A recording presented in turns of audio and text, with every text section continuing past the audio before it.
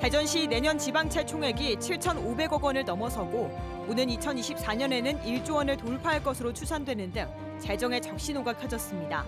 앞으로 5년간 수입보다 지출이 많은 재정 수지 적자가 불가피한 상황입니다. 반도체와 디스플레이 산업이 주력인 충남 경제는 올해 일본발 악재에 고전했습니다. 하지만 연구 개발 투자를 늘리는 등 전화 위복의 계기가 된 한 해이기도 했습니다. 상대적으로 교통이 불편했던 충남 서해안과 북부 지역에 올 연말 도로가 잇따라 개통하면서 관광 활성화와 충남 지역 물류 비용 절감 효과 등이 기대되고 있습니다.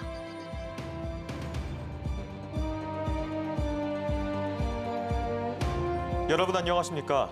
대전시 재정에 적신호가 켜졌습니다. 내년 지방채 총액이 7,500억 원을 넘어 오는 2024년에는 1조 원을 넘어설 것으로 추산됐습니다. 앞으로 대형 사업이 줄줄이 예고된 상황에서 향후 5년간 수입보다 지출이 많은 재정 수지 적자가 불가피할 것으로 예상됩니다. 김태욱 기자입니다. 2020년부터 2024년까지 대전시의 살림살이를 분석한 중기 지방재정 계획입니다. 올해 5,880억 원으로 추정되는 지방채 규모가 내년에는 7,538억 원으로 부쩍 증가한다고 적었습니다. 내년에 발행할 지방채 약 3천억 원의 절반가량은 미집행 도시공원의 사유지 보상에 들어갑니다. 지방채는 2021년부터 매년 1,700억 원씩 꾸준히 발행될 계획이지만 상환액은 1,300억 원에서 800억 원으로 줄어 2024년에는 지방채가 1조 원을 넘길 전망입니다. 사유지 수용을 위한 보상금으로 지방채를 마련한다는 건 글쎄 공감하는 사람들이 얼마나 있을지 그 부분이 조금 의문이 되고요. 지방채 발행 규모가 결국 1조 이상 늘어나는데 그것을 갚기 위한 노력 부분에 대해서는 명확하게 제기되지 않다는 것 자체가. 대전시는 사업 우선순위를 조정하고 비용을 절감하겠다는 방안을 밝히고 있지만 뚜렷한 지방채 절감 계획을 제시하지 못하고 있습니다. 세출 속에는 지방채가 포함되기 때문에 지방채를 많이 발행할수록 통합재정 숙지 적자 규모는 커지게 되겠습니다.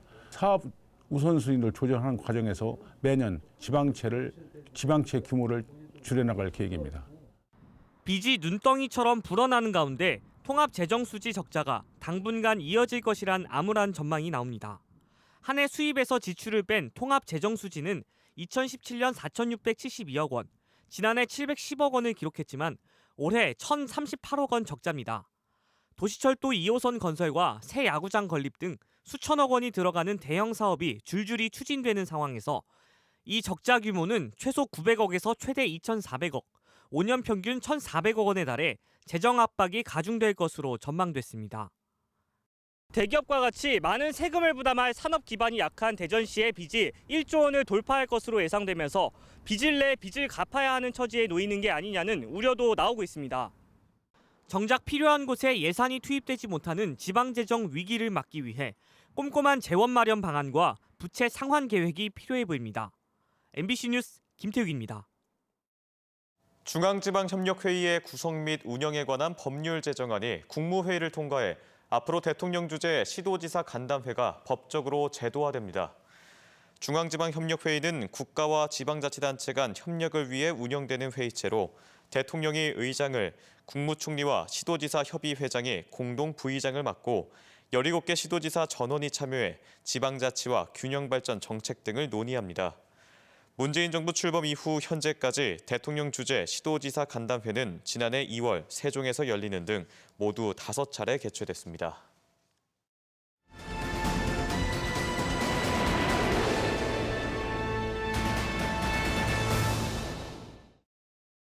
올 한 해 주요 현안을 돌아보는 기획보도 순서입니다. 반도체와 디스플레이 산업이 핵심인 충남 경제는 올해 예기치 못한 일본의 수출 규제로 타격을 입었습니다. 기업들은 기술의 국산화로, 지자체와 지역민들은 노 일본을 외치며 불매 운동으로 맞섰는데요. 위기는 기회이기도 해 삼성이 13조 원대 대규모 투자를 결정하고 정부도 소재와 부품, 장비 분야 연구개발 투자를 늘리는 등 전화위복의 계기가 됐습니다. 김윤미 기자입니다. 지난 7월 일본에서 들려온 경제 보복 조치로 충청에 기반인 반도체와 디스플레이 산업이 흔들리기 시작했습니다. 수출 규제 대상에 올린 세 품목 모두 지역 주력 산업이자 수출 효자 상품인 반도체와 디스플레이의 핵심 소재였습니다. 예고로 끝나지 않고 한 달 뒤 일본이 끝내 수출 심사 우대국, 이른바 화이트리스트에서 제외하면서 우려는 현실로 다가왔습니다. 주문을 넣으면 받을지 어쩔지 당연히 타격은 불가피하죠. 일본 농자재 불매하자! 과거사 반성 없는 적반 하장식 태도에 분노한 시민들은 노 일본, 불매운동으로 답했습니다. 너도 나도 일본으로 가는 발길을 끊고 맥주와 담배부터 옷, 심지어 농자재까지 일본 제품들을 장바구니에서 뺐습니다. 일본어 같이 써 있는 거는 안 써요. 일단 안 사요. 일본 불매운동 하고 있는데 지금 될 수 있으면 일본 제품을 다 찾아가지고 안 쓰려는 경향인 것 같고. 대기업, 중소기업 할 거 없이 산업계도 수입 경로를 다변화하는 동시에 일본 의존도를 낮추려 국산화에 속도를 냈고 정부도 소부장, 소재와 부품, 장비 분야 연구개발 예산을 2배 늘리기도 했습니다. 과학기술인 100여 명도 기술 개발을 돕겠다며 기업 곳곳을 찾아 기술 구급대를 자처했습니다. 시제품을 만들어서 테스트하면서 저와 같이 이렇게 개발을 하면 될 것 같습니다. 앞으로 한 6개월 정도면 되지 않을까 생각을 합니다. 삼성은 아산에 있는 디스플레이 공장의 연구 개발을 포함해 13조 원대 투자를 결정했고 정부도 7년간 4천억 원 지원을 약속했습니다. 핵심 소재 부품 장비를 자립하여 누구도 넘볼 수 없는 디스플레이 제조 강국으로 가는 출발점이 될 것입니다. 위기로 시작된 일본의 경제 도발은 오히려 내실을 다지는 계기가 됐습니다. 도내 기업이, 국내 기업이 이것을 생산할 수 있는 여러 가지 여건을 만들자는 것은 굉장히 중요한 소득이라고 보여지고요. 올 한 해 지역을 넘어 우리나라 경제의 최대 화두였던 일본과의 경제 분쟁은 기술 자립화의 토대를 차곡차곡 쌓는 의미 있는 결과를 낳은 셈입니다. MBC 뉴스 김유미입니다. 상대적으로 교통이 불편했던 충남 서해안과 북부 지역에 올 연말 도로가 잇따라 개통합니다. 서해안 관광 활성화와 충남 지역 물류 비용 절감 등이 기대되고 있습니다. 문은선 기자가 보도합니다. 보령 원산도와 태안 안면도를 잇는 해상교량, 원산 안면대교가 개통을 눈앞에 두고 있습니다. 공사를 시작한 지 9년 만에 섬으로 끊겼던 국도 77호선이 연결되는 겁니다. 하루 두세 차례 운행하는 여객선으로 육지를 오가던 불편이 사라지고 접근성이 크게 높아지면서 관광객 유치에도 탄력이 붙을 전망입니다. 기존에 이제 관광객들이 꽃지에서 멈춰가지고 여기까지 오지는 않는데 원산도가 개발됨으로써 공원이라든가 전망대가 조성되면 다리와 함께 관광객들이 많이 오지 않을까 생각됩니다. 원산 안면대교는 전국에서 6번째, 충남에서 가장 긴 해상 교량입니다. 여기에 국내 최장 보령 해저 터널이 내후년 완공되면 대천 해수욕장에서 안면도 영목항까지 차로 90분이던 거리가 10분으로 확 줄게 됩니다. 충남 중부 지역과 서해안을 연결하는 국도 36호선, 청양군 화성면에서 청양읍 구간도 도로폭을 넓히고 선형을 개선해 연말 조기 개통합니다. 아산시 외곽을 연결하는 우회도로도 마지막 염성 용두 구간이 이번에 연결되면서 순환 도로망이 완성됐습니다. 서해안 관광벨트의 중심인 보령, 태안과 차세대 디스플레이 산업의 성장 동력인 아산 지역의 교통 여건이 획기적으로 개선될 것으로 기대됩니다. 충남도는 서해안 관광벨트를 완성하기 위해 서산 대산 독곡리와 태안 이원 내리를 잇는 국도 38호선 노선 연장과 가로림만 교량 건설이 필요하다며 이들 사업이 내년 국가도로망 종합계획 등에 포함될 수 있도록 노력하기로 했습니다. MBC 뉴스 문은선입니다. 홍성군이 대한민국 항일운동의 성지로 육성됩니다. 양승조 충남지사와 김석환 홍성군수는 정책 협약을 맺고 청산리 전투 100주년 기념 행사와 백야 김좌진 장군 선양 사업 등 항일운동의 역사인물과 유무형 역사문화 자원 발굴을 추진하기로 했습니다. 또 갈산면 일원에 127억 원을 들여 청산리 전투 체험장과 활터, 교육 체험관 등도 조성하기로 했습니다. 천안을 대표하는 독립운동가인 서구 이동영 선생의 동상이 천안시 동남구 영성동 남부 오거리에 세워졌습니다. 천안시가 3.1운동과 대한민국 임시정부 수립 100주년을 맞아 세운 이동영 선생의 동상은 높이 11m, 무게 15.9톤의 황동과 석재로 제작됐고 한복 차림의 선생이 오른손에 대한민국 임시헌장을 쥔 모습을 하고 있습니다. 국내 연구진이 쓰고 난 페트병을 재활용해 의약품 원료로 전환하는 기술을 개발했습니다.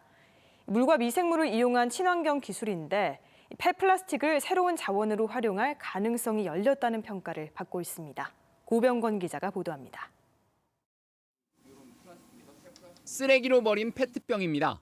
가위로 잘라 전자파로 230도가량 끓인 물에 넣어줍니다.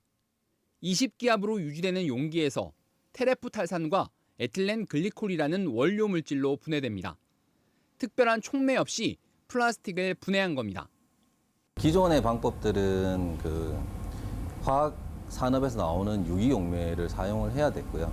저희는 그냥 저희가 사용하는 식수 100% 전환율의 99.9%의 수율을 얻었습니다. 연구팀은 한 발 더 나아가 이 원료 물질에 대장균과 유전자 조작 기술로 만든 미생물을 넣어 배양시킵니다. 2, 3일 정도 지나면 각각 첨가한 미생물에 따라 의약품 원료인 갈산과 방향제 원료인 바닐락산 등 5가지 유용한 물질로 전환됩니다. 한국화학연구원과 고려대 이화여대 공동연구팀이 개발한 플라스틱 자원화 기술입니다. 기존의 플라스틱 재활용은 낮은 품질과 경제성 부족 탓에 수거되는 플라스틱의 20% 수준에 그쳤습니다. 하지만 이 기술은 친환경 고효율로 폐플라스틱을 자원으로 활용할 가능성을 보여줍니다. 플라스틱 자체를 재자원해서 하나의 원료 소재로 쓸 수 있다는 컨셉으로 저희가 연구를 진행하게 되었습니다. 연구팀은 더 쉽게 플라스틱을 분해하고 더 많은 화학 원료로 전환하는 후속 연구에 돌입했습니다. MBC 뉴스 고병관입니다. 다음은 희망 2020 이웃돕기 성금을 보내주신 분들입니다. 세종시 현수울동 지역사회 보장협의체 139만 7천 원, 당진시 KJM 주식회사 300만 원, 대전시 박나은 가족일동 100만 7,780원, 당진시 주식회사 태성몰드산업 100만 원, 홍성 자활돌봄 요양센터 100만 원, 세종시 세롬동 주민센터 40만 원, 대전 주부 모니터 봉사단 100만 원, 홍성군 삼막마을 주민일동 36만 8천 원, 홍보급 주민자치회 주민일동 100만 원을 보내주셨습니다. 성금을 보내주신 분들께 감사합니다. 성탄절을 맞아 판매 촉진과 기부 문화 확산을 유도하기 위해 마련된 2019 크리스마스 마켓 같이 삽시다 행사가 홍성 명동상가 일원에서 어제에 이어 오늘까지 펼쳐졌습니다. 공유와 상생을 의미하는 같이 삽시다와 사회적 가치를 실현하자는 뜻을 담은 크리스마스 마켓 행사 기간 동안 다양한 퍼포먼스와 버스킹 공연 등이 펼쳐졌으며 상점과 물품을 저렴하게 판매하는 기부 경매와 애장품 경매 등이 진행돼 홍성군의 기부금으로 전액 전달될 예정입니다. 오늘 대전과 세종, 충남 지역은 일부 지역에 초미세먼지 주의보가 내려지는 등 종일 대기질이 좋지 않았습니다. 성탄 전야를 맞아 대전시청 인근과 은흥정이 거리 등에는 각종 트리와 조명들이 장식된 가운데 크리스마스 분위기를 만끽하려는 시민들의 발길이 이어지고 있습니다. 성탄절인 내일은 아침 기온 영하 7도에서 0도, 낮 기온은 7도에서 10도로 평년보다 다소 포근하겠지만 대기질은 여전히 나쁘겠습니다. 특히 내일 오전을 기해 세종과 충남의 미세먼지 위기 경보 관심 단계가 발령됐으며 해당 지자체에서는 미세먼지 비상저감 조치에 들어갑니다. 원자력 안전위원회가 피폭 방사선 양이 연간 한도를 초과한 침구용 라텍스 제조사 아산 본사에 과태료 2,550만 원을 부과했습니다. 원안위는 이 업체가 말레이시아에서 수입한 음이온 라텍스에서 연간 한도인 1mS를 초과하는 방사선 양이 검출됐는데도 교환이나 수거 등의 후속 조치를 하지 않고 있다고 밝혔습니다. 주가 조작 의혹을 받고 있는 모 IT 기업 관계자들의 공판이 오늘 속개한 가운데 대전지법 앞에서는 관련자 처벌을 촉구하는 주주들과 회사 측을 옹호하는 주주들의 맞불 시위가 펼쳐졌습니다. 처벌을 촉구하는 주주들은 허위 사실을 유포해 주가를 부풀린 자본시장법 위반 혐의가 명백하다며 관계자에 대한 엄중한 처벌을 주장했지만 회사를 지지하는 측은 악의적인 정보가 유출돼 선량한 주주들이 피해를 보고 있다고 맞섰습니다. 법원이 구제역 항체 형성률이 낮은 농가에 과태료를 부과하는 행정 제재가 위법하다는 판단을 내려 앞으로 방역 정책 추진에 파장이 예상됩니다. 대전지방법원 홍성지원은 지난 10월 구제역 백신 항체 형성률이 기준에 미달해 과태료 200만 원 처분을 받은 예산의 한 양돈 농가가 제기한 이의 신청에 대해 과태료 부과는 위법하다고 판시했습니다. 지금까지 대전, 세종, 충남 소식이었습니다. 시청해주신 여러분 고맙습니다.